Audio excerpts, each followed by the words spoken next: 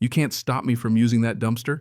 It's part of the HOA budget, and I will fine you if you lock it again. That's what Karen shouted at me one morning, standing knee-deep in my private dumpster, tossing in her garbage like she owned the place, her SUV idling halfway up my gravel driveway. There I was, coffee in one hand, gate remote in the other, too stunned to even curse, watching her act like my land was her personal trash station. For the record, that dumpster was not HOA property, never was. It sat behind my locked gate on my land paid for out of my own pocket every month. But Karen, yes, her real name's Karen, wasn't even trying to hide anymore. She looked me dead in the eye, said, "Don't bother calling anyone. I've already let the HOA know you're being difficult. Keep it up, we'll issue a fine. You'll learn." Then, with a smug little grin, she locked my own gate. From the inside, with a key fob, just like mine, and drove off, leaving me locked inside my own ranch. I wish I could say that was the weirdest thing that happened, but honestly, this story goes places you wouldn't believe. My name's Jack Miller, 46 Army vet, woodworker, and horse trainer. I bought this patch of Colorado heaven about a year back, hoping for peace and quiet land horses, sky no nonsense. The last thing I expected was HOA drama. But you know how it goes. Trouble finds you even when you're not looking for it. See, when I first moved in, the HOA had no claim on my property. I double-checked with the county. Still, Karen, HOA president, showed up a week later, all friendly, at first complimenting my horses, then sliding a rule book across the porch. "We'd like to extend HOA coverage to your ranch. It'll be better for the neighborhood." I declined nicely. She frowned. Let it go. For a while. But once I put up a metal fence and brought in that heavy-duty dumpster, well, that's when the real games started. The dumpster was for my workshop scraps, horse feed bags, general ranch junk, nothing more. But the HOA's contracted waste pickup kept skipping houses for weight limits, so the neighbors started looking for another place to dump their trash. At first I'd find a bag or two by the fence, figured it was a one-off, maybe bored kids. Cleaned it up, put up a motion light, called it a day. Until the bags kept coming, and then one night I caught a teenager red-handed. Asked him who told him it was okay to use my land. He shrugged.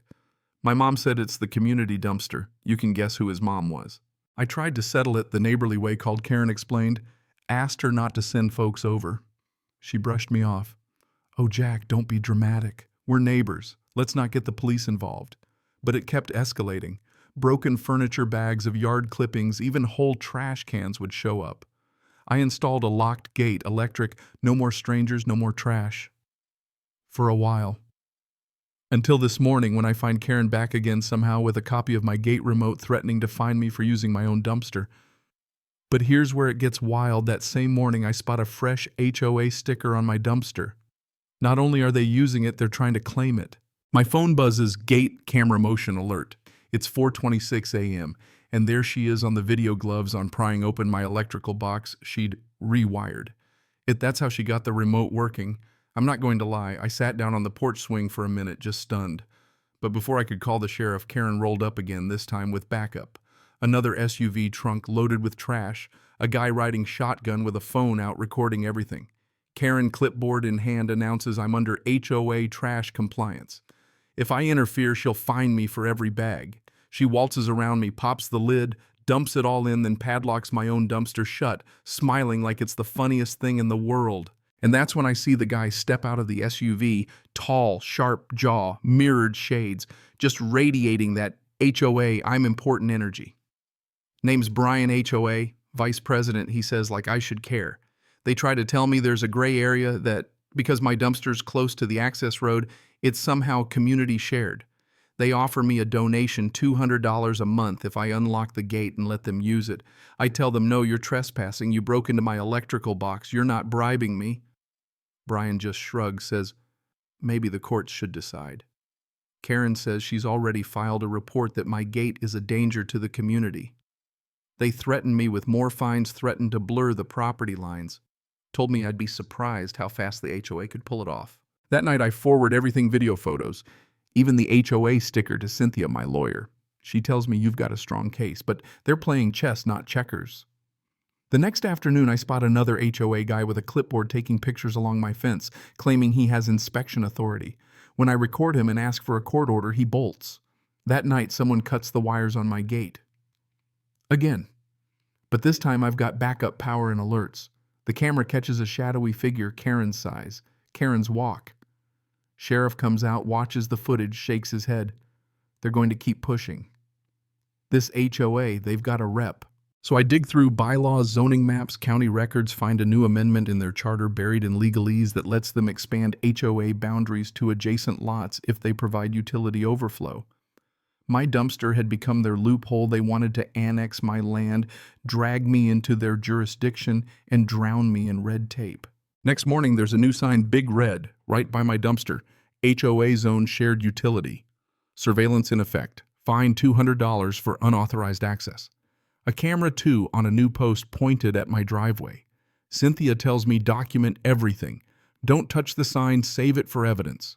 Don't touch the camera either. But later that evening, Karen returns with 2 more board members, hands me a formal notice under the Shared Utilities Clause. My land is now provisionally in the HOA. I ask, when did I sign anything? She grins. You didn't have to. It was a vote. I threatened to put a scarecrow in front of her camera. She threatens a restraining order. Not yet, she says when I protest. I'm not in her jurisdiction.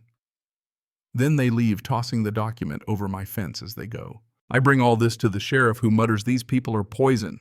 I head to city zoning, desperate for help. There I meet Travis, a new clerk who confirms I'm not in the HOA yet. But there's a pending proposal filed by Karen to redraw the boundary, and I have 3 days to challenge it or it goes through automatically. I rush home only to find 2 HOA trucks and a work crew unloading trash bins on my land. Karen insists it's trash relief support. I say, get off my property. She shouts, you're under HOA contract, but just then Travis and a deputy sheriff pull up. Travis declares I've filed an official challenge and my land's not in the HOA. The deputy orders Karen to remove the bins. Karen melts down, shoves one over trash everywhere, screaming she'll see me at the board. The next day, I find a letter pinned to my fence. You can move the dumpster, you can change the locks, but the board always wins. You have until Friday to comply. That Friday, a storm rolls in. Karen parks her SUV in the rain, watches my barn. Someone cuts the power to my barn, literally rips out the cable. Karen catches me checking the panel, tells me I've struck out 3 times non-HOA standard construction, improper drainage, missing address marker. 3 strikes mean demolition, she says with a smile. My barn, the one my late wife helped design the heart of my ranch. She hands me a board resolution declaring the barn in violation, subject to safety mitigation by HOA contractors the next day. At dawn, contractors show up with Karen and her coffee, acting like it's a garden club outing. I stand my ground camera rolling, inform them I've filed a restraining order and any action is trespass.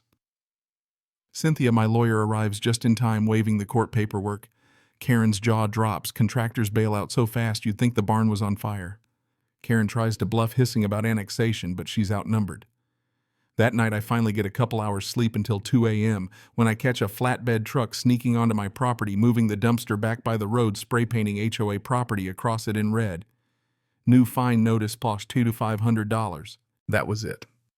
I called the sheriff, painted right over their graffiti, private property, stay out, with a smiley face for good measure.